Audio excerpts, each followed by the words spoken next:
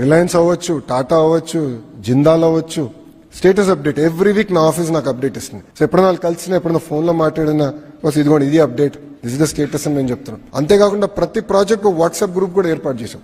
నేనున్న గ్రూప్ లో ఆ కంపెనీకి సంబంధించిన చైర్మన్ గారు ఉంటారు, సంబంధించిన శాఖ మంత్రులు ఉంటారు. ఒక ఉదాహరణ ఇస్తాం.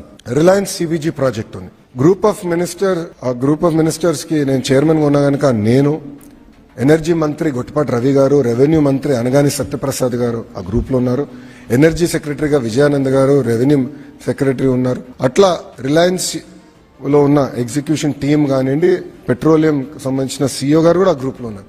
ఒక వారం వాళ్ళ దగ్గర నుంచి అప్డేట్ రాకపోతే నేను మనం పెట్టా, ఏంటి ఇంకా అప్డేట్ రాలే, ఏంటి వాట్ ఈస్ ద స్టేటస్, మీరు ఎవ్రీడే పెట్టమంటున్నాను, మీరు ఎందుకు వారం తీసుకున్నారు నేను వాళ్ళని అడుగుతున్నా.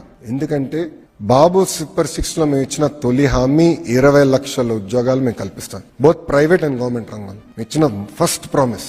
దానికి మేము ఇప్పటికీ కట్టుబడి ఉన్నాం, అహర్నిశలు కష్టపడుతున్నాం. ఆ 20 లక్షల ఉద్యోగాలు కల్పిస్తాం.